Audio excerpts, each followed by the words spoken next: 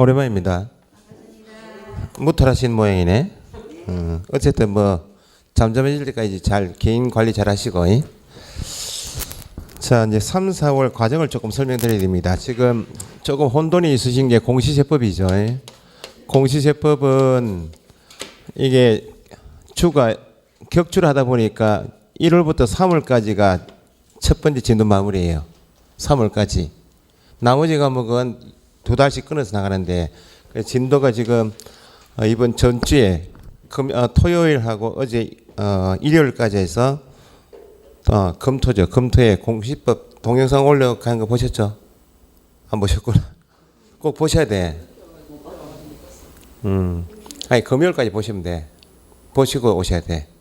그러니까 3월까지 진도고 지금 이제 4월부터 6월까지가 요약 정리합니다. 네. 그 3월까지 진도 나간다고 생각하시면 되고 공시법은 나머지 과목 이제 네 과목은 지금 3월 이제 원래 첫 주부터 시작해야 되는데 지금 공지 그 문자 보셨지만 여름 휴가 있죠. 이제 올해는 여름 휴가 없어요. 없이 쭉 나갈 겁니다. 그래서 3월부터 해서 10주 동안 이론 정리할 거예요. 이 과정이 가장 중요해요. 이론 정리를 1, 2월 달에 못한 내용이 있죠. 싹 다 짚어가 시험 나는 부분까지 제가 싹 다 할 거예요. 저는 한 9주 정도 하면 끝날 건데 이 과정이 에듀윌 같은 데 이렇게 합니다. 3, 4월 과정을 충분히 해놓고 이제 나머지 주를 요약 정리합니다. 요약 정리. 그래서 요약 정리하실 때 3, 4월 과정 들으실 때 뭘 체크하셔야 되는가? 꼭 이해도를 꼭 체크하셔야 돼. 이해도 체크하신다 그러면 이해되는 부분인지 그 체크하시라 그랬죠. 예? 체크 꼭 하시고 왜 체크를 하셔야 되는 거 하니까 나머지 10주 다음에 7주에서 8주 정도 남아요. 거기 이제 요약 정리할 건데 요약 정리할 때 여기는 주가 조금 부족할 수도 있겠죠. 민법 같은 것은 1차 하시는 분들 민법 개론 공법은 그러면 여기 3, 4월 강의를 보충 좀 하셔야 돼. 그 3, 4월 강의를 충분히 해드린 이유가 요약 정리가 중요한 게 아니라 이게 중요하기 때문에요. 여기 충분히 이해하시고 10주 과정 끝난 다음에 요약 정리할 때는 이해가 안 되는 질문을 체크하시고 그 부분에 대한 강의는 어디 보시라고? 3, 4월 강의 보시라고.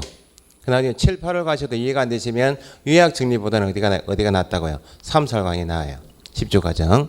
물론 이해가 되시는 부분은 요약 정리를 같이 보셔도 되지만 어차피 7, 8월 가시면 요약집 가지고 계속 보실 것이니까 이해가 안 되는 부분만 지금부터 하는 10주 과정을 잘 따라오시라고.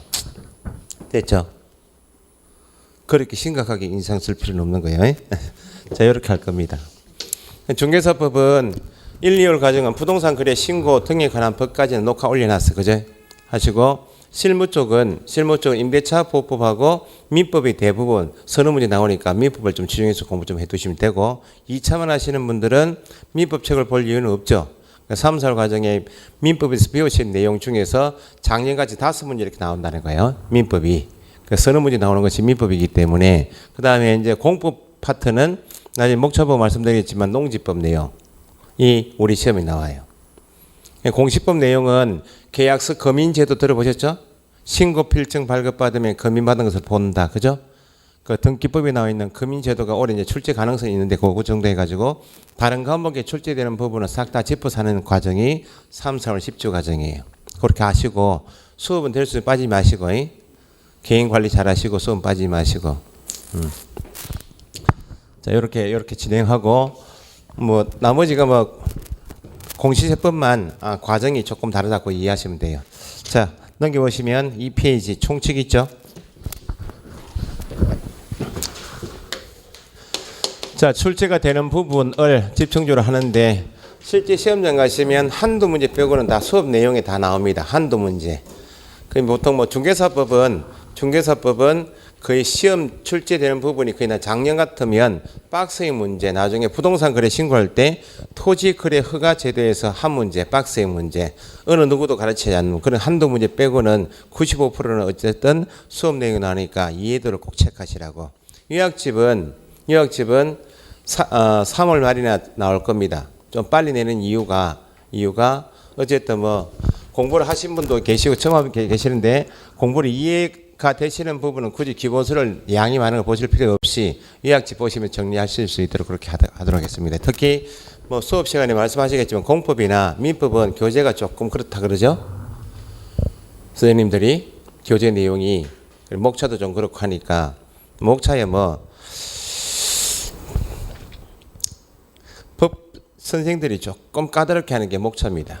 목차만 제대로 되어 있으면 공부하시는 분이 공부하기 훨씬 수월해요.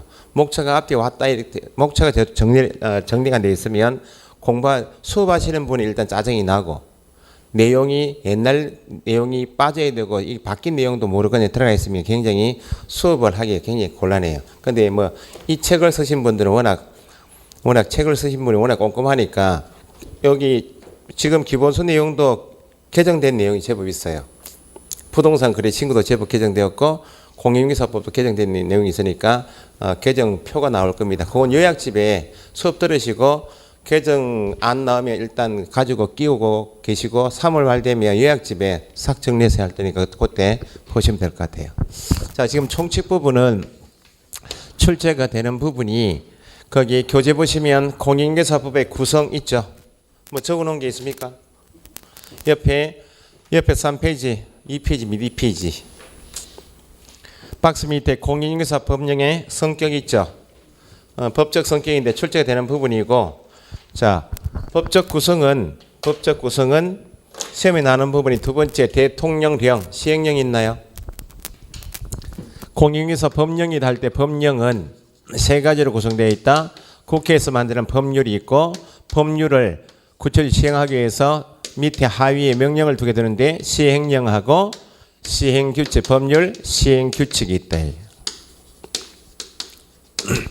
그 나중에 중개업을 하시다가 법조문을 좀 보고 싶다 할 때 법제처 들어가시겠죠. 법제처 들어가시면 공인중개사 법률 보고 싶으면 공인중개사 법률이라고 치셔야 되고 법률 시행규칙을 보고 싶으면 법률 시행규칙까지 쳐야 됩니다.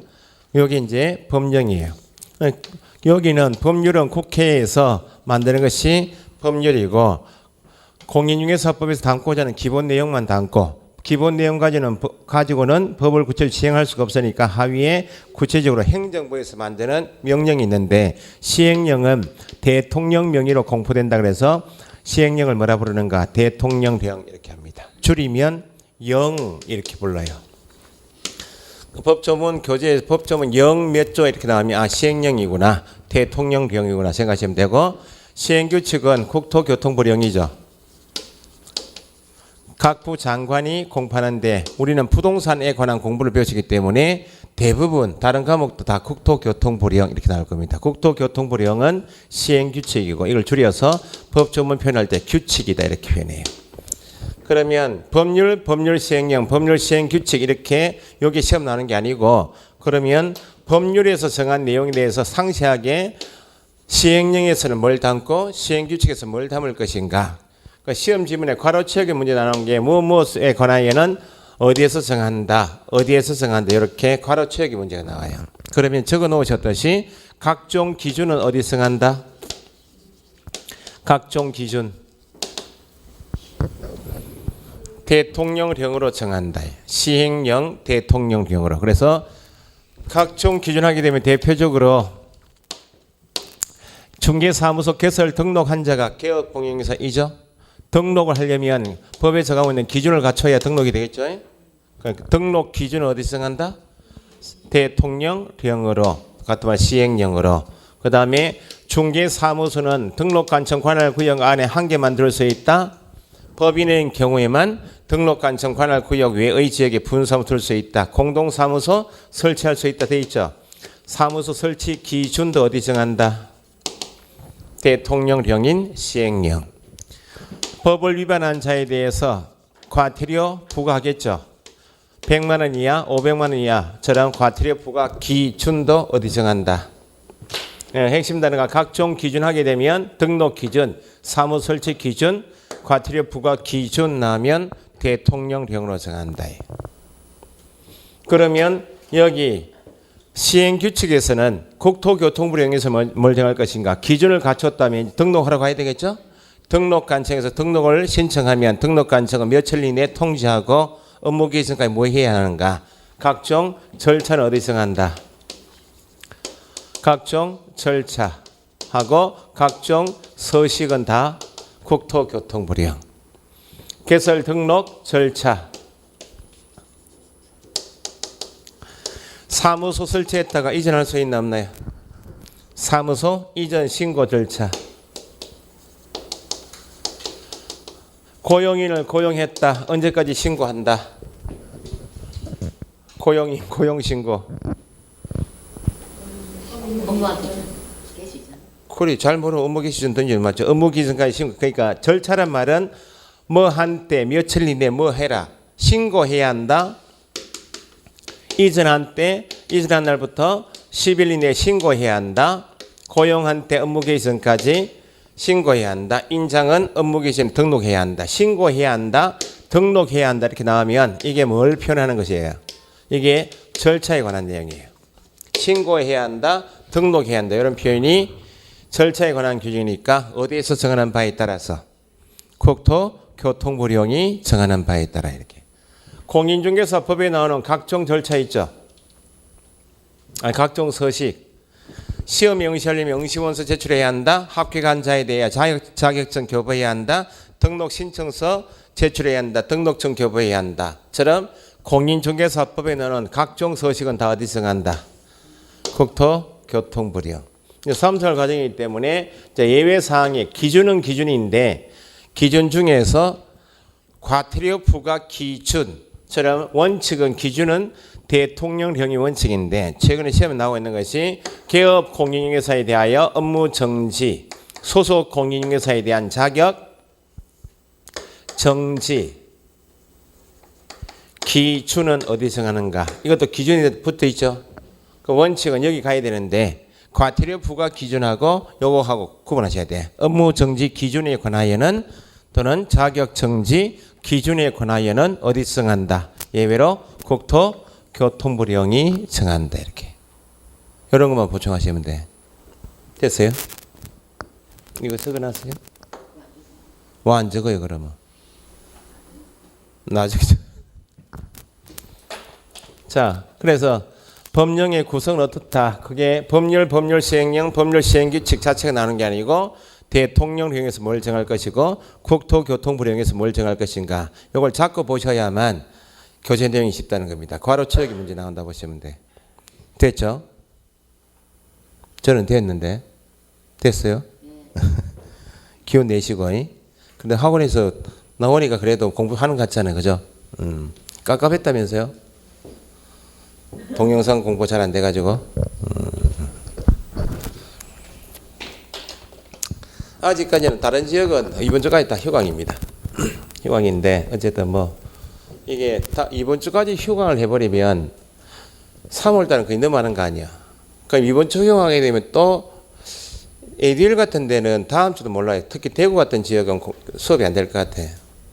대구는 모르겠어요. 올해는 모르겠어요. 대구 수강생들이 공부를 알아서 한 실강이 나오시다가 동영상 좀 보러 하시니까 봐지던가요?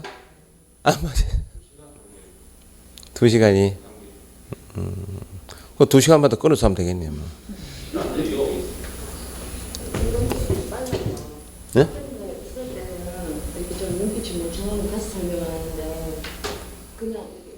이번에 그 동영상 올린 거 선생님들은 괜찮습니다. 진도 빼기는 괜찮아.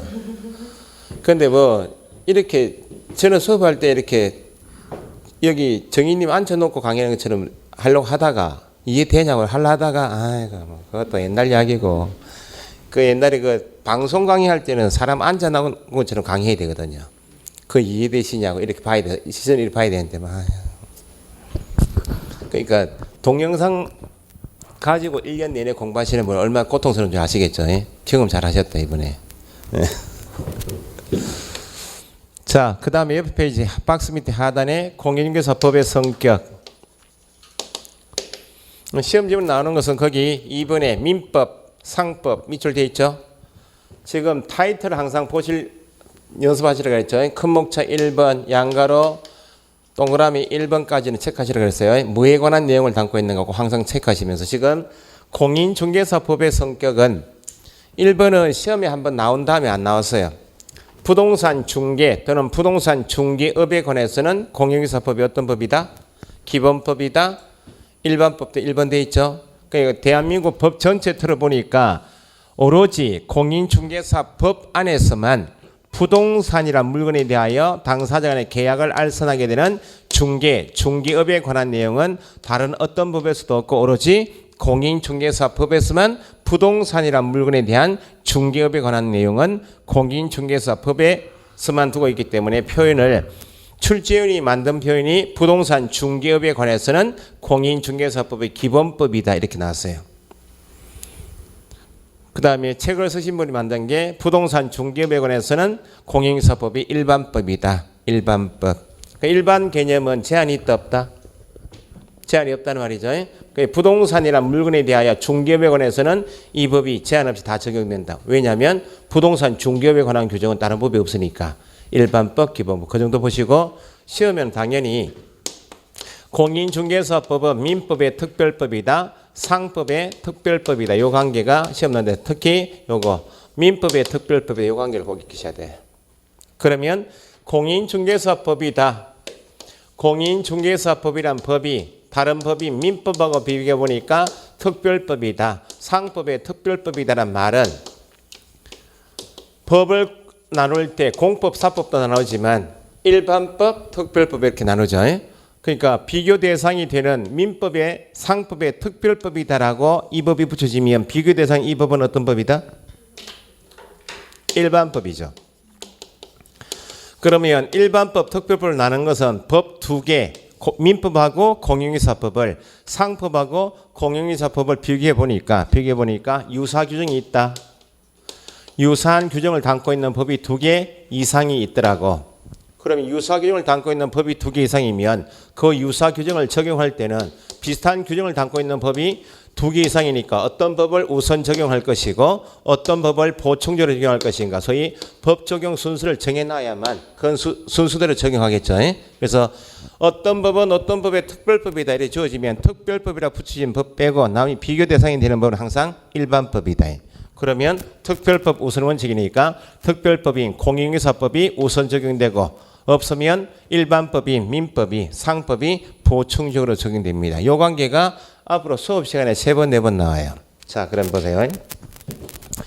민법에 가보면 각종 계약을 배우신다. 개인 간에 매매 기한 임대차 계약 배우시죠. 계약에 관한 일반 조항은 어디서 두고 있고 민법. 공인중개사법에도 계약이 있죠. 중개계약 들어보셨어요? 중개계약? 기억납니까? 중개해달라고 누가 부동산에 왔고 손님과 중개해달라고 들어온 손님, 중개 의뢰인이 거래 당사자인 중개 의뢰인이 손님에 대해서 부동산 찾아와서 개업 공인중개사에게 중개해달라고 의뢰하면 소장은 뭐 해드리겠다고? 중개해드리겠다. 내놓고 하십시오. 연락드리겠다라고 중개해드리겠다 승낙하게 되면 중개 의뢰인인 개인하고 개업 공인중개사인 개인 간에 체결되는 계약을 뭐라 한다? 중개계약. 그럼 여기도 개인 간의 계약이죠. 국가기관 없죠? 이것도 사법계약이고 여기도 계약이 있죠. 그러면 전체 개인 간의 계약 중에서 중개계약이란 규정은 어떤 법이 우선 적용되고 공인중개사법이 우선 적용되고 없으면 어떤 법이? 민법이 적용된다. 민법에 손해배상 책임이 있다는 규정이 있나요 없나요? 있겠죠. 그건 당연히 공인중개사법 30조에도 손해배상 책임이라는 규정이 있다고. 그러면 전체 개인 간에 발생될 수 있는 손해배상 책임 규정이 민법에도 있고 우리 법에도 있다고. 그러면 우리 법에는 특별법이니까 모든 사람이 다 적용되는 게 아니고 나중에 다시 정리하겠지만 부동산 안에 있는 개업 공인중개사 등에 하나에 적용되죠. 여기는 모든 사람이죠. 그러면 개업 공인중개사 등이 중개인을 하다가 고의과실로 재산상 손해 가했다면 그 재산상 손해는 어떤 법이 우선 적용되고 공인중개사법이 우선 적용되고 없으면 어떤 법을? 민법을. 민법에는 법인 규정이 있어요. 민법은 모든 사람이 적용되는 것이 민법이면 자연인 법인 사람에 관한 규정은 다 민법이에요. 그럼 우리 법에도 법인이 있다고? 협회 있나요? 공인중개사 협회는 법인으로 한다. 맞죠? 협회는 영리법인이다. 비영리. 비영리법인이죠. 작년에 영리 사업으로 하면 안 되고 비영리법인이죠. 재단법인입니까? 사단법인. 재산을 모아서 만든 법인이 아니죠. 기업 공인인수를 회원을 하는 비영리 사단법인이죠. 그러면 협회인 비영리 사단법인에 관해서는 어떤 법이 공인인수법이 우선 적용되고 없으면 민법 중 어떤 법인 사단법인 규정을 적용한다 이렇게. 세 개, 네 개 나오는 것이 그래서 이런 규정을 이해하실 때 나중에 요건 나중에 조금 더 구체적하셔야 돼.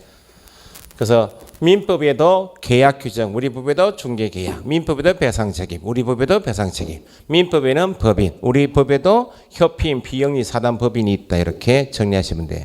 상법은 시험에 잘 안 나오는데 상법은 한 2개 정도요. 자, 상법에서 영리 목적으로 하는 사람이 상인이에요. 상인. 그러면 공인중개사법에도 개업 공인중개사인 사람이 있죠. 그럼 개업 공인중개사가 중개사무소도 하는 일이 중개업이죠. 중개업도 뭐 목적이요? 돈 벌 목적이죠. 일정한 보수 받고 중개를 업을 할 목적인 영리 목적인 사람이기 때문에 개업 공인중개사는 누구 지위를 갖는다? 상인 지위를 갖는다 이렇게 해요. 그러면 개업 공인중개사에 관한 규정은 어떤 법이 우선 적용되고 공인중개사법이 없으면 어떤 법을? 상법. 상법이 없으면 민법 이렇게. 그래서 상인이 하는 행위가 상행위예요. 개업 공인중개사가 영리 목적으로 하는 중개행위도 뭐하고 똑같다? 영리 목적이 상행위 일종으로 본다.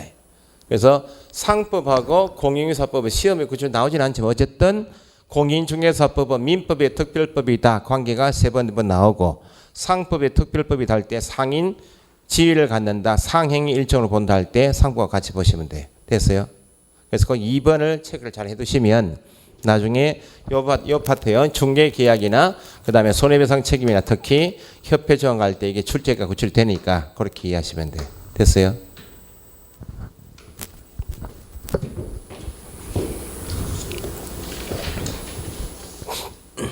그래서 거기 특별법 밑에 보시니까 셋째 줄 부동산 중개 분야, 부동산 중개 밑줄에 보세요. 부동산 중개란 말은 어디에만 있다? 공인중개사법에만 있죠. 민법에는 상법보다 먼저 적용되는 특별법 지위에 있다. 따라서 부동산 중개 분야에는 공인중개사법, 그 다음에 어떤 법이? 화살표 하시면 상법이, 그 다음에는 최종적으로 어떤 법이? 민법이 적용됩니다. 됐죠? 밑에 사회법이란 말은 시험 나오는 것은 아닌데 사회법은 같은 말이 중간법 또는 혼합법 이렇게 이야기해요. 혼합법. 자, 공인중개사법은 대부분 규정이 개업 공인중개사는 중개업을 영위하고자 하는 일은 등록해야 한다. 등록하지 않고 중개업하면 무등록 중개업이죠. 강행중 위반 처벌하겠습니다. 사무소 일하게 되면 신고해야 한다. 신고하지 않으면 과태료 부과하겠습니다.처럼 공인중개사법의 주된 내용은 각종 의무 조항을 주고 의무를 이행하지 않으면 위반하면 제재를 줘야 되겠죠. 각종 의무 조항이나 제재 조항은 사법 규정이겠나요? 공법 규정이겠나요? 민법이란 법안에는 개인 간의 관계를 정하는 법이죠. 개인이 어떤 개인에게 의무를 줄 수 있나 없나요? 없어요. 누가 처벌하겠다는 말이 있을 수가 없지. 그 민법 시험에는 처벌 조항은 시험에 나올 수가 없어요. 공인중개사법에서 각종 의무 조항이나 제재 조항은 등록관청이 신고해야 한다. 신고하지 않으면 등록관청이 등록 취소하겠다, 업무 정리하겠다, 과태료 처벌하겠다. 이건 국가기관하고 국민 간의 관계죠. 공적인 관계, 공법 규정이에요. 그런데 지금 보신 것처럼 이 중개계약 규정이나 손해배상 책임 규정은 공법 규정입니까? 사법 규정입니까? 중개계약, 개인 간의 관계, 사법 규정이죠. 손해배상 책임도 개업 공인중개사는 거래 당사자에게 배상 책임이 있다. 관계가 개업 공인중개사하고 손님 간의 관계니까 사법 규정이죠. 그러니까 일부 사법 규정도 담고 있다 그 말이죠. 그러니까 공인중개사법은 공법 규정도 있고 사법 규정이 혼합되어 있다 그래서 혼합법, 중간법 이렇게 불러요. 공인중개사법은 공법 규정도 있고 사법 규정도 혼재되어 있다 그래서 혼합법 또는 사회법, 중간법 그렇게 불러요. 2번을 유의해서 보시고 국내법, 실체법은 되고 국내법은 국내에만 효력이 미친다. 실체법은 민법에서 배우시죠. 각종 권리 의무 사항을 정한다. 그렇게. 자, 그 정도 하시고 당연히 시험 나오는 부분 이 부분 대통령령으로 정하는 부분 국토교통부령 구분하시고 그 다음에 민법이나 상법의 특별법이다. 그 관계를 이해하고 계시면 돼요. 자, 그 다음에 넘기시면 4페이지에 법의 제정 목적이 있죠. 그것도 박스에 두 줄밖에 없기 때문에 두 줄 가지고 한 문제 나오지는 않겠죠. 지문에 최근 시험처럼 지문 한 개 정도 공인중개사 법원 해놓고 무엇을 목적으로 제정되었다. 그렇게 지문 한 개 나와요. 그래서 밑에 박스 밑에 정리되는데 일단 박스 내용을 그대로 숙지하시면 돼. 자, 공인중개사법 진도가 끝나면 그 다음에 배우시는 법이 또 있죠. 부동산 거래 신고 등에 관한 법이 있죠. 그 법 제정 목적하고 비교해서 익히시는데 일단 공인중개사법은 어떤 목적을 달성하기 위해서 제정되었는가. 첫째 줄 박스에 보시면 공인중개사의 업무 밑줄 공인중개사의 4페이지에 지금 하단의 박스요.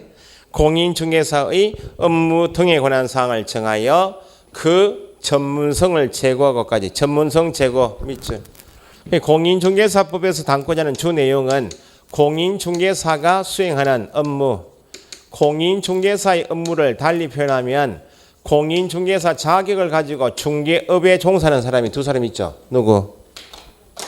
개업 공인중개사하고 또 소속 공인중개사 있죠. 이 사람들이 하는 공인중개사 자격을 가지고 수행하는 공인중개사 업무란 말은 적으실 필요 없고 중개 업무겠죠. 공인중개사법의 주된 내용은 개업 공인중개사나 소속 공인중개사는 중개 업무 파트를 정하겠다. 이게 가장 핵심 내용이에요. 법대로 표현하면 공인중개사의 업무 등에 관한 사항을 정하여 첫 번째 목적이 그 전문성을 제고하겠다. 이게 제1목적. 뭐에 관한 전문성을 높이겠다고요? 공인중개사 업무 등에 관한 사항에 관한 전문성을 높여주겠다. 법을 만들어서. 시험 제도도 두고 교육 규정을 두어서 전문성을 제고시키겠다. 그러면 전문성을 제고시킨 다음에 공인중개사법에서 육성코자 하는 업은 어떤 업을? 부동산 뒤에 중개가 중요한 말이죠. 부동산 중개업을 건전하게 뭐만 하겠다고? 육성만. 개정 전에는 지도 육성한다 해서 지도란 말이 있었는데 법조항의 목적조항은 법조문 그대로 표현해야지 확장시키거나 비슷한 말을 표현해서 이걸 중개물에 이렇게 쓰면 안 된다는 겁니다. 법조항을 표현할 때는 목적조항 할 때는 법조문 그대로 익히셔야 돼. 이해 차원에서 공인중개사 업무 등에 관한 사항은 대부분 공인중개사법에서 담고자 하는 내용은 중개업에 관한 내용이 대부분 내용이다. 그렇게 이해하시고 익히실 때는 공인중개사 업무 등에 관한 사항을 정하여 전문성 제고하고 중개 업무에 관한 사항을 정하겠다는 것이 주된 내용이기 때문에 육성코자 하는 업도 다른 업이 아니고 중개업을 육성하겠다. 궁극적으로 달성하고자 하는 목적은 국민 뭐요? 경제 동그라미 하시면 되죠. 경제에 이바지함을 목적으로 한다. 그래서 옆에 페이지 보시면 5페이지에 보충학습이 있죠. 법 제정 목적이 아닌 것도 있죠. 그 나중에 모의고사 보실 때는 그거 한번 보셔야 돼. 유사 표현을 쓰면 깜빡하고 속는다는 겁니다. 부동산 업을 육성코자 제정되었다. 부동산 업 하면 안 된다는 거예요. 중개업이에요. 부동산 거래업 하면 안 돼요.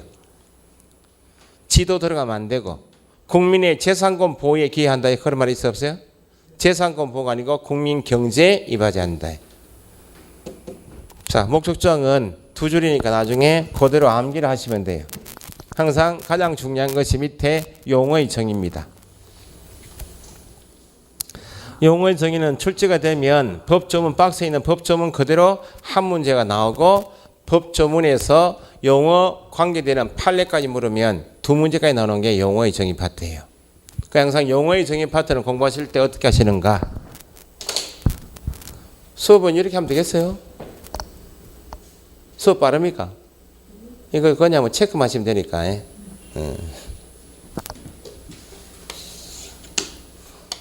자, 법 2조에서 공인중개사 법에서 쓰고 있는 수많은 용어 중에서 6가지 개념, 용어를 법조문 2조를 두어서 직접 정의하겠다. 용어의 정의 파트. 배우시는 과목 다른 거 2차 과목 특히나 각 개별법마다 용어 정의 파트가 많아요. 그 용어 정의 파트를 앞에 1조 목적을 두고 2조에서 법에서 쓰고 있는 용어 중에서 중요한 용어, 반복되는 용어를 정의한 이유는 일반 국민들이 공인인증서법을 이해하시려면 최소한 2조에 있는 6가지 개념만큼은 정확하게 이해가 되셔야 법 조문이 이해된다 그런 취지예요. 그럼 우리가 시험 공부하시니까 법 조문 용어 정의 파트는 출제가 유형이 2가지예요. 거기 박스에 1호부터 6호까지 표현이 중개라 하면 공인중개사라 하면 중개업이라 하면 해서 뭐라 하면 시작해서 뒤에 끝에 말한다 돼 있죠. 뭐라 하면 말한다 밑줄 해보세요. 뭐라 하면 말한다. 뭐라 하면 끝에 말한다 이렇게 돼 있죠. 여기에 이제 법 이런 표현이 나오면 용어와 관련된 설명이다. 용어의 정의에 관한 기술이 나오면 시험 지문에 뭐라 하면 시작해서 말한다 나오면 법에 쓰고 있는 용어 그 자체를 묻겠다 그 말입니다. 두 번째는 변형에서 이제 뭐에는 포함이 된다. 중개업에 포함된다. 중개업에 해당한다. 중개업으로 볼 수 있다 이렇게 나와요. 이건 법대로 표현하는 거 아니죠? 이렇게 나오면 변형해서 응용해서 묻겠다 그 말입니다. 당연히 난이도는 이게 더 높아요. 공부하시는 분들이 질문 오시는 거 보면 이렇게 시험 질문을 푸시는데 이렇게 되어 있는 문제인지 변형이 응용인지 이걸 구분 안 하고 하다 보니까 왜 법에서 이렇게 써야 되는데 여기 빠졌는데 맞습니까? 이렇게 물어온다는 거예요. 그래서 이거부터 정확하게 익히시고 그 다음에 이해가 되시면 응용해서 여기까지 익히는 게 목표예요. 자, 그러면 뭐라 하면 말한다는 말은 한 개의 개념을 정의할 때마다 중개라 하면 시작하면 중개 용어 정의할 때 말한다까지 한 개 이상의 단어는 있겠죠. 한 개 이상의 요소를 가지고 개념을 정의했다 그 말입니다. 그러면 이 뭐라 하면 말한다 할 때 법에서 쓰고 있는 단어가 몇 개인지 요거 체크하는 게 용어 정의 파트예요. 그래서 법에서 쓰고 있는 용어, 개념 요소, 단어 이외에 불필요하게 한 개 더 붙여버리면 개념이 확장되는 게 틀리고 법에 쓰고 있는 단어가 빠져버리면 한 개 더 빠져버리면 개념이 완전하게 완성된 게 아닌 게 틀리죠. 뭐가 붙어서 틀렸는지 뭐가 빠져서 틀렸는지 체크하는 게 뭐라 하면 말한다 요거예요. 요거부터 이해하시고 그 다음에 요거까지 하시면 돼.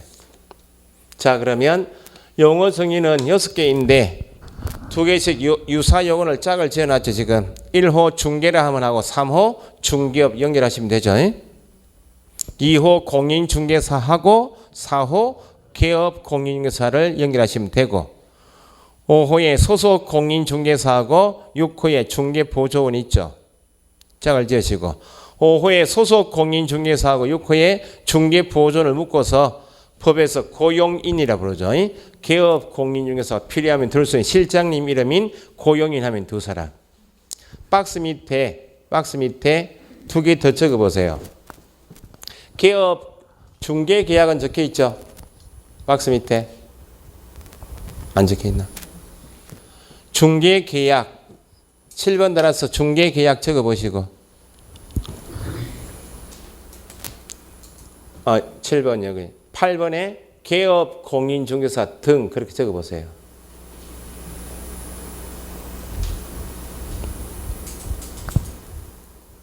법에서 정하고 있는 용어는 아니지만 많이 나오는 단어이기 때문에 중개계약은 방금 전에 누구하고 누구 간 계약이다. 중개의뢰인과 개업 공인중개사 간 계약 그렇게.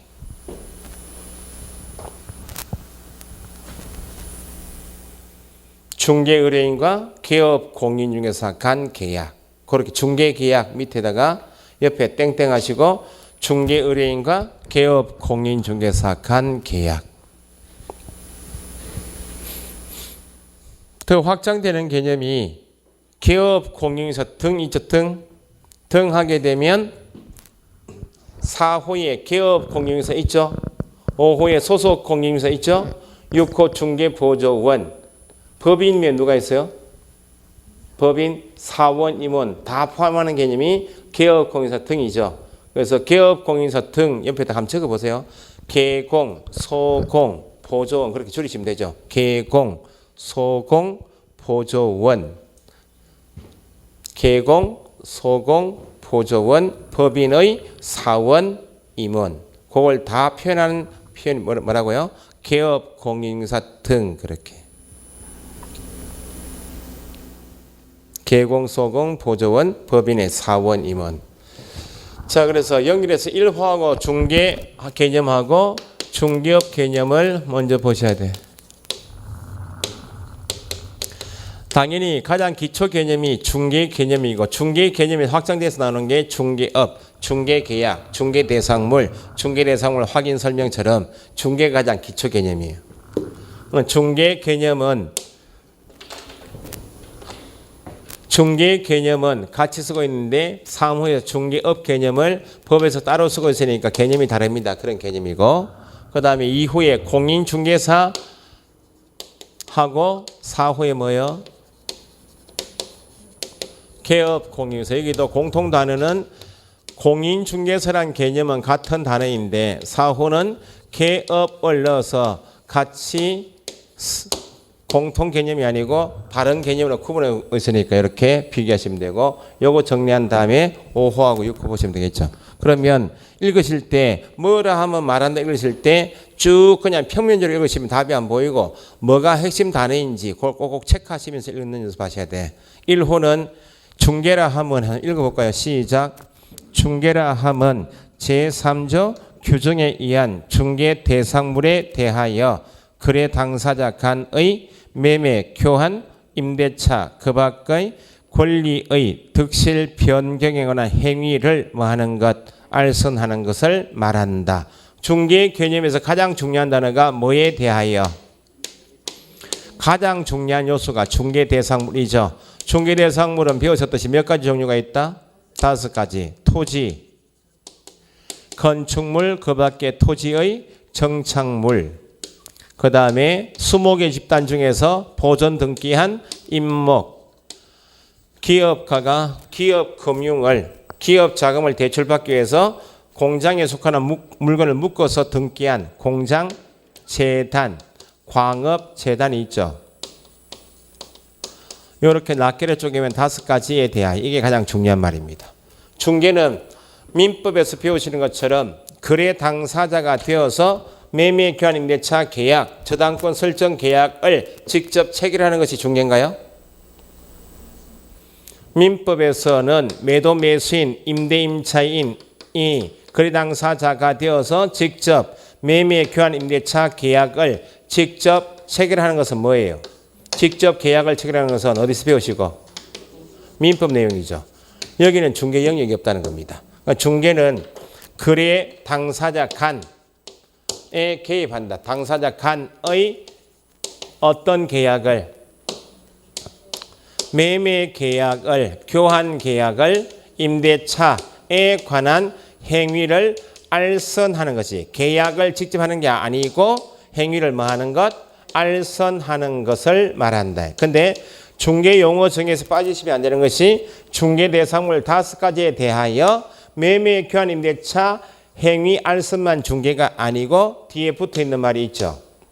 민법에서 배우시는 각종 권리, 지상지역 전세권 설정 계약, 알선, 저당권, 유치권, 법정지상권, 법정저당권, 등기된 환매권처럼 민법에서 배우치는 5가지 물건에 대한 각종 권리, 기타 권리의 취득, 상실, 변경, 줄이면 권리 변동에 관한 행위, 계약을 알선하는 것도 중개 포함이 된다. 중개 요소는 4가지입니다. 쪼개면 뭐에 대하여? 중개 대상물, 이게 가장 중요한 요소이고, 중개는 당사자가 직접 되어서 계약을 직접 하는 것이 아니고 당사자 간의 매매, 교환, 임대차 계약을 저당권처럼 그 밖에 권리, 득실, 변동에 관한 계약을 뭐 하는 것, 알선하는 것. 여기에서 표현하는 계약은 민법에서 법률행위죠. 법률행위는 어디서 표시를 요소로 한다?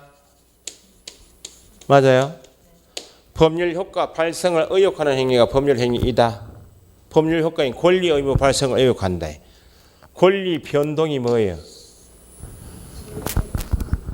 발생, 변경, 소멸이 권리 변동 아니야. 득실 변경이 권리 변동이죠. 매매 계약이 있으면 매도인은 소유권 상실하고 돈 다 받고 등기 넘기면 매수인은 대금 지급하고 등기가 좀 취득하죠.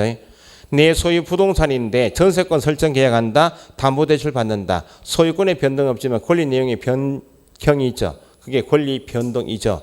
그 권리 변동 배웠을 때 따라오는 게 뭐예요? 법률 행위가 있기 때문에 권리 변동이 있다 배우시죠. 그래서 법률 행위는 의사표시를 요소한다 배우시고 법률 행위 종류는 단독 행위가 있고 합동 행위가 있고 계약 배우시죠. 우리는 단독 행위를 중개할 일은 없고 합동 행위 중개할 일은 없고 오로지 뭐만 계약만. 그래서 행위를 그 말은 달리 표현하면 법률 행위이고 법률 행위에서 뭐만 중개 대상이다. 계약을 알선한다. 요게 중개 요소입니다. 그래서 빠지고 붙이면 틀린다 할 때 붙이면 틀린다 할 때 그냥 익숙하기 때문에 그냥 오하고 넘어가는 거 아니에요? 중개라 하면 3조 규정에 의한 중개 대상물에 대하여 거래 당사자 간의 일정한 보수를 받고 매매 교환 임대차 그 밖에 권리의 득실 변경에 관한 행위를 알선하는 것을 말한다. 맞아요?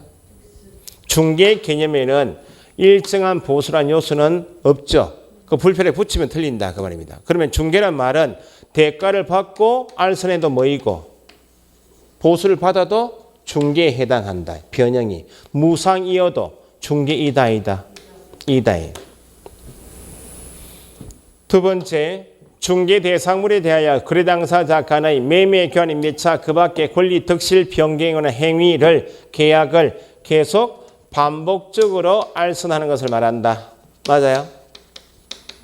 중개라 하면 계속 반복적으로 알선하는 것을 말한다.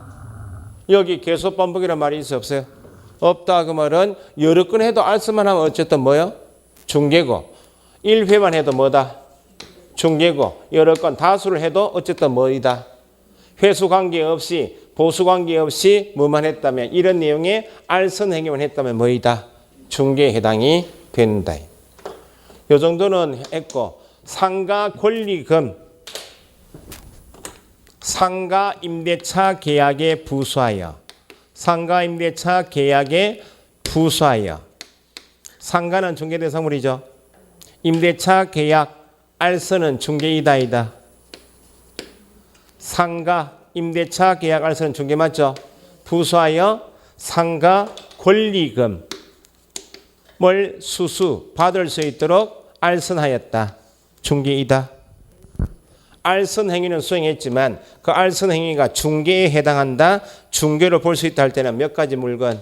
5가지 물건에 대하여 알선해야 중개이지. 상가 권리금은 뭐가 아니므로 중개 대상물이 아니므로 아무리 알선 중개했다 하여도 중개인가 아니다. 대토권 기억납니까? 주택을 철거하는 대신에 앞으로 어디 지역인지 몰라도 택지개발지구에 집을 지을 택지를 공급받을 권리를 주겠다. 대토권은 몇 번지라고 특정되었어요? 중개대상물이 아니다. 그럼 대토권 매매 알선 행위는 뭐가 아니다? 중개행위가 아니다. 그래서 공식처럼 익히실 게 뭐예요? 공용회사법에서는 중개대상물 몇 가지?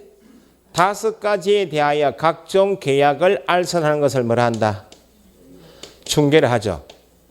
이게 중개행위이면 중개대상물이 아니면 아무리 알선해도 뭐가 아니다? 중개가 아니다.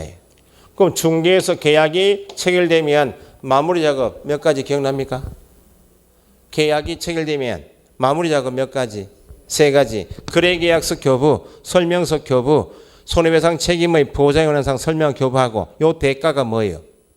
중개보수죠. 중개행위에 대한 대가, 계약 알선 대가는 법에 정하고 있는 법정 중개보수 한도를 초과하면 안 되죠? 초과하면 처벌 대상이죠? 그런데 대토권 매매 알선처럼 권리금 수수하도록 알선하는 행위는 뭐가 아니므로 중개행위가 아니기 때문에 그에 대한 대가는 중개보수가 적용되지 않는다. 중개보수가 적용되지 않는다. 그 말은 공인중개사법이 적용이 없다는 거예요. 그러면 법 적용이 없단 말은 합의하여 받을 수 있다 없다? 있으므로 초과수수에 해당하지 않는다. 겸업은 중개업이 아니다. 중개보수가 적용되지 않는다. 공식이 중개로 볼 수 있다. 중개에 해당한다 나오면 항상 따져볼 게 뭐예요? 5가지 물건인가 아닌가 이게 가장 중요하다 그 말입니다. 그래서 좀 이따 교재 보시겠지만 다시 중개는 결론이 대상물 5가지 가장 중요하고 당사자가 되어서 계약을 직접 하는 것이 아니고 당사자 간의 계약을 알선하는 행위가 중개이므로 중개는 법률 행위이다 이다. 법률 행위를 직접 하는 것이 아니고 법률 행위인 계약이 성립되도록 도와줄 뿐이기 때문에 뭐라 부른다? 사실 행위다. 중개는 의사표시 필요 없이 자기한테 직접 중개하는 본인에게 권리 의무가 발생될 것 의혹하는 법률 행위를 직접 하는 것이 아니고 법률 효과가 당사자 간에 발생될 수 있도록 법률 행위가 성립되도록 도와줄 뿐이기 때문에 어떤 행위다? 사실 행위이다.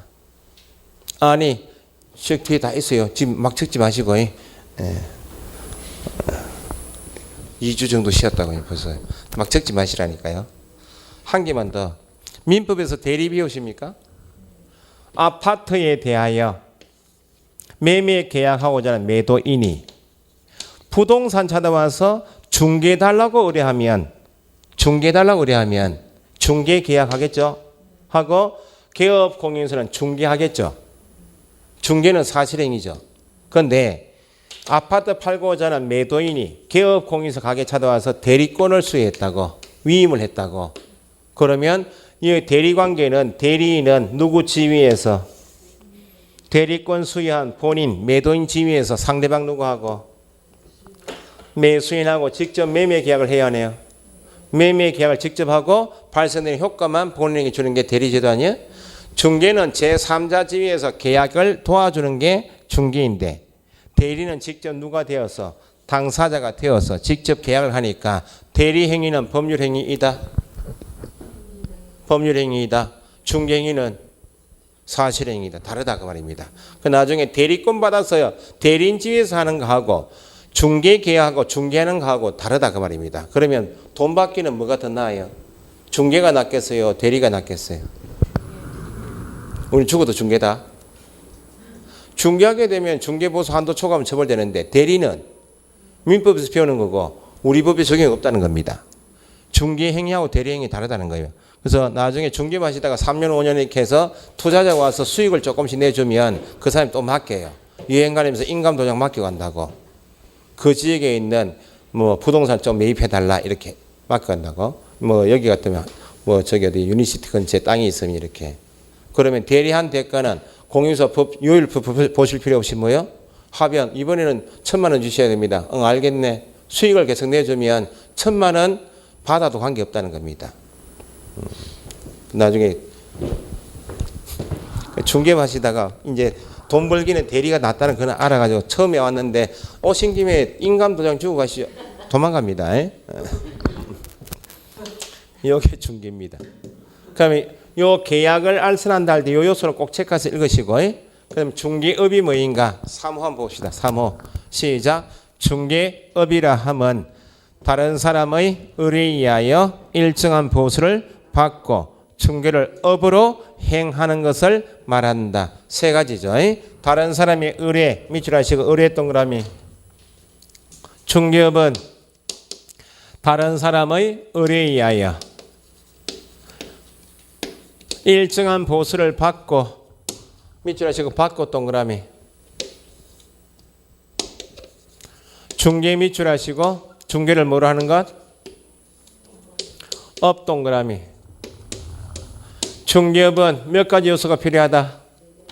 세 가지. 의뢰에 의하여 받고 업으로 행하는 것을 말한다. 세 가지 같으면 중개업에 해당한다. 그죠? 그러면 여기 보세요.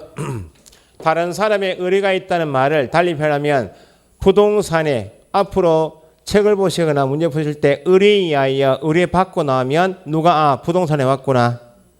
누가? 손님인 중개 의뢰인이 왔다 그 말이죠. 와서 뭐 해달라고요? 중개해달라고 의뢰했다 그 말은 개업공인회사가 그러면 의뢰를 받았다는 말은 뭐 해드리겠다고? 중개해드리겠다라고 손님에게 물건 내놓고 가십시오. 물건 찾으면 연락드리겠습니다. 중개해드리겠다라고 승낙했으니까 다른 사람의 의뢰에 의하여 이걸 달리 표현하면 어떤 계약에 의하여? 중개계약에 의하여. 어쨌든 업이란 개념은 단순 일을 하는 자체를 말하는 알선 자체를 말하는 중개하고 다른 것이 업은 벌어서 먹고 살겠다는 것이 생계 유지 수단인 것이 업이기 때문에 이게 가장 기초인 것이 앞으로 나한테 보수를 지급할 손님이 나한테 와서 일을 맡겨야 그 맡긴 일을 내가 하고 그 손님에게 보수를 청구한다는 거예요. 나중에 5주째 가시면 중개보수 배우시는데 손님이 나한테 물건 내놓은 적도 없어요. 실제 시험들 하면 중개 의뢰 받음이 없이 이렇게 나왔어요. 중개 의뢰 받음이 없다 그 말은 손님이 나한테 물건 내놓은 적이 있다 없다? 없다는 겁니다. 일방적으로 중개하여 계약이 체결되었다. 보수 청구할 수 있나 없나요? 물건 내놓지도 않았는데 소장지가 알아서 팔아놨다 그 말 아니야. 그 101동 1,500으로 팔아놓고 내놓지도 않았는데 101동 1,500으로 사모님이 지나갔는데 사모님 잠깐만 와보십시오 해가지고 저한테 물건 내놓지는 않았는데 제가 팔아놨습니다. 시험에 그래 나온다는 거야. 중개 의뢰 받음이 없이 이건 놓친다는 거야. 중개하여 계약이 체결돼 이것만 보면 틀리고 나온다는 거야. 중개 의뢰 받음이 없다. 아무리 일방적으로 중개해서 계약이 체결되어도 정답은 보수 청구할 수 있다. 맞아 죽는다. 맞아 죽는다. 청구권 자체가 없다는 거예요. 그래서 업을 한다는 말은 벌어서 먹고 살겠다는 것이니까 기초 개념이 손님 와서 소장은 어떤 계약이 있을 것, 중개 계약이 체결되어 있을 것. 업에서 핵심이 이겁니다. 일정한 보수를 벌어서 계속적으로 해먹겠다는 것이 업이죠. 그럼 일정한 보수를 받고 그 말은 영리 영업성이 있다 없다? 영리 영업성을 가지는 것이 업의 목적이죠. 그건 업은 돈을 버는 것이 목적인데 오늘 하라고 만다? 하루살이가 아니잖아 우리는. 그 생계 유지니까 업을 한다 그 말은 계속 반복적으로 하는 것이 업이다 그 말이죠. 그러면 같은 말을 끼치는 게 우리 과목의 크게 공부 내용이면 중개업이라 하면 뭐라 하면 시작했죠? 법대로 표현하면 다른 사람의 의뢰에 의하여 일정한 보수를 받고 중개를 업으로 하는 것을 말한다. 맞죠? 달리 표현하면 중개업은 중개계약에 의하여 영리 영업성을 가지고 계속 반복적으로 뭐 하는 것, 중개하는 것도 포함된다. 같은 말인 거 이해하셔야 돼. 그러면 단순 중개하고 중개업에서 차이점은 이런 계약을 알선해주는 이 내용의 중개는 여기 들어가 있죠. 공통이라는 겁니다. 그럼 다른 것이 여기는 보수 관계없이 무상이어도 뭐인데 중개이고 1회만 해도 뭐이고 중개인데 업이 되려면 반드시 영리 영업성을 가지고 보수를 받아야 되고 계속 반복적으로 업으로 해야 한다. 이게 가장 핵심이죠. 그래서 좀 이따 교재 보시겠지만 중개의 요소, 업의 요소가 아니고 중개의 요소에는 뭐가 들어가면 안 된다. 중개 보수라든지 계속 반복성이 들어가면 안 된다는 거예요. 업의 요소 안에 뭐가 들어가야 돼? 보수가 들어가야 되고 계속 반복성이 들어간다는 거예요. 그래서 최근 출제 경향은 자 1. 중개업이 핵심 단어예요. 중개업을 육성코자 하는 것이 공용요소법이기 때문에 1. 중개업이라 하면 나오면 법대로 표현하는 거죠. 하면 나오면 몇 가지? 3가지 말한다. 이거 찾으시고. 두 번째. 중개업은 이제 변형이요. 중개계약에 의하여 영리 영업성을 가지고 계속 반복적으로 알선 중개하는 것도 포함된다. 같은 말. 이해하시고. 세 번째. 최근 출제 경향은 중개하고 중개업이 가장 큰 차이점이 보수를 받아야 한다. 계속 반복적으로 한다. 이게 중개업의 핵심이죠. 그래서 최근 출제 경향은 중개업에는 일정한 보수를 받고 중개를 업으로 하는 것도 포함된다. 세 번째요. 다른 사람의 의뢰가 빠져도 뭐라 하면 말한다 할 때 이게 다 나오겠죠. 해당한다 포함된다 할 때는 빠지고 요 2가지가 중개하고 핵심이기 때문에 최근 출제 경향이 이렇게 나온다는 거예요. 그럼 식당도 육개장 전문집이 있나 없나요? 있죠. 돼지국밥 전문집 있죠. 우리 법에 의한 중개업은 이 5가지를 모두 다 해야 중개업인가요? 토지만 해도 토지만을 해도 건물만 해도 관계없다는 거예요. 매매만 전문을 해도 업이다. 계약의 종류 관계없이 물건 종류 관계없이 어쨌든 보수를 받고 뭐 하고 있으면 반복적으로 하고 있으면 업이다. 이게 가장 기본이에요. 그 네 번째 보세요. 중개업인지 아닌지 할 때 보수를 받지 아니하고 같은 말 뭐 없이 영리 영업성 없이 같은 말 보수 지급에 관하여 당사자들과 약속하거나 당사자에게 요구한 행위는 이렇게 나와요. 약속 요구한 행위는 받았나요? 이게 다 같은 말이에요. 받지 아니하고 같은 말, 영리 영업성 없이 같은 말, 약속 요구한 행위는 업이다이다. 업이라 볼 수 없다.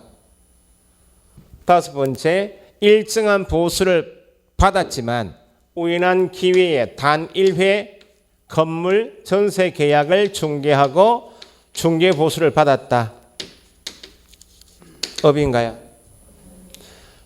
건물 전세 계약을 중개하고 보수를 받았지만 우연한 기회 한 건 나오면 뭐 없이 계속 반복성이 없이 같은 말 우연한 기회 한 건 한 것은 뭐가 아니다. 업이라 볼 수 없다. 이게 가장 기본 지문이에요. 그러면 무허가 음식점도 음식점입니다. 그죠? 영업 신고나 허가증을 걸고 하는 사람만 업이 아니고 어쨌든 여기도 누가란 말이 있어 없어요? 누가 하는 거 그런 말이 있어 없어요? 없다는 말은 누가 하든지 관계없이 몇 가지 갖추거나 세 가지 갖추거나 몇 가지 두 가지 갖추면 업이다 그 말이고 여기 주된 업무로서 그런 말이 있어 없어요? 없죠. 주된 업무든지 부수인 관계없이 몇 가지 갖추거나 세 가지 갖추거나 두 가지 갖추면 업이다. 식당도 본업으로 하는 것만 음식 영업이 아니죠. 다른 일 하면서 부업으로 여기 밑에 내려가시면 국수집 있잖아요. 국수집 이름이 뭐더라? 딱 오후 시간에 딱 몇 시간 딱 하고 문 닫아 봅니다. 다른 일 하신다고. 그래서 그 다음에 읽으실 게 이겁니다. 등록을 한 자가 누구예요? 개업공인사이죠. 개업공인 중에서가 세 가지를 갖추거나 두 가지 갖춰도 업이다이다. 업에 해당한다. 그죠? 개업공인사 아닌 자 무등록이죠. 무등록이어도 몇 가지 세 가지 갖추거나 두 가지 갖추면 업이다이다. 업이다. 무등록이어도 중개업에 해당한다. 맞죠? 무등록도 중개업이다. 누구인지 관계없이. 중개업을 주된 업무로서 세 가지를 갖추거나 두 가지를 갖춰도 업이다이다. 업이고 컨설팅 사업자가 컨설팅 사업인 주된 업무에 부수하여 세 가지 갖추거나 두 가지 갖춰도 업이다니다. 업이다. 등록한 자인가 무등록인가 주된 업무인가 부수적인가 관계없이 세 가지를 갖추거나 두 가지 갖추면 업에 해당한다. 됐어요. 그럼 보세요. 중개업에 해당한다. 중개업으로 볼 수 있다. 중개업에 포함된다. 이 개념하고 중개업을 법적으로 할 수 있다. 법적으로 할 수 있다. 같은 말 적법하게 할 수 있다. 이 표현하고 구분되는 거. 그러면 식당도 영업신고증이나 영업허가증 걸고 하는 사람은 단속에 걸려요? 안 걸려요? 안 걸린다? 법적으로 할 수 있다? 적법하다 이렇게. 근데 무허가 음식점도 업이다? 업은 맞지만 단속에 걸린다? 단속에 걸린다. 그건 위법이죠. 위법하니까 법적으로 할 수 없다. 위법이다. 처벌 대상이 된다고. 그러면 무등록이어도 세 가지 갖추거나 두 가지 갖추면 업에 해당한다. 맞죠? 다만 단속에는 걸린다. 위법하다. 처벌 대상은 된다. 얼마나 처벌돼요? 3년 이하 징역 3천만 원 이하. 그 다음에 무등록 중개업자를 통해서 체결된 매매 교환 임대차 계약 거래 계약은 유효인가 무효인가 요거 하고 무등록 중개업자가 체결시킨 계약을 한 손님에게 무등록 중개업을 하는 사람은 보수 청구할 수 있겠는가? 보수 지급 약정은 약정도 계약이죠. 약정은 유효인가 무효인가 여기까지 가는 게 무등록이에요. 무등록 중개업자가 중개한 계약은 유효다 무효다? 유효합니다. 항상 계약이 나오면 어디서 배우시는 게 계약이에요? 민법이죠. 민법에서 법률행위 유효요건 배우실 때 당사자 능력이 있고 목적은 뭐요? 적법 사유적 단축 따지시죠? 의사표시 일치하고 하자가 없으면 계약은 유효죠. 그래서 만약에 무등록 중개업자가 체결시킨 계약이 무효다라고 해버리면 이건 어디서 배워야 돼요? 민법에서 배워서 넘어가셔야 돼. 민법에서는 무등록이기 때문에 무효입니다 이런 말은 없죠. 그러니까 무등록으로 중개한 자는 강행 규정 위반 예외 없이 처벌 대상은 되지만 거래 계약은 유효하다. 그러면 유효한 계약을 중개한 무등록 중개업자는 본인을 통해서 체결시킨 계약, 체결된 계약이 유효하다면 본인을 통해서 계약한 손님에게 보수 청구할 수 있겠는가? 있다. 보수 청구권은 없어요. 강행정 위반 무효. 보수 지급 약정은 무효. 거래 계약은 유효. 여기까지가 중개업 관계에서 나오는 거예요. 10월까지 공부하셔도 여기까지밖에 없어요. 여기에 내용이 더 많다 그 말이죠. 너무 복잡. 한번 한 번만 더 달고 쉬었다 합시다. 분 한 번 더. 자, 중개업이라 하면 가장 기초죠. 몇 가지? 세 가지. 의뢰에 의하여 받고 업으로 행하는 것을 말한다. 기초. 이제 변형이요. 해당한다, 포함된다, 볼 수 있다. 일정한 보수를 받고 중개를 업으로 하는 것도 업에 포함된다. 포함된다. 영리 영업성을 가지고 계속 반복적으로 알선 중개하는 것도 중개에 포함된다. 영리 영업성 가진다. 보수 받고 계속 반복적으로 알선 주는 것 같은 말이요. 포함된다. 그 다음에 보수를 받지 아니하고 약속 요구 업에 해당하지 않는다. 우연한 기회에 업에 해당하지 않는다. 무등록도 중개업에 해당한다. 부수하여도 업에 해당한다. 단지 처벌 대상은 된다. 계약은 유효하다. 보수지급 약정은 무효다. 됐어요? 그러면 무등록 중개업도 중개업에 해당하지만 처벌 대상이 된다면 중개업을 적법하게 할 수 있는 사람은 누구만? 개업 공인사에게만 법적으로 허용된다. 적법하다. 처벌 대상이 아니다. 요건 쉬었다 하겠습니다.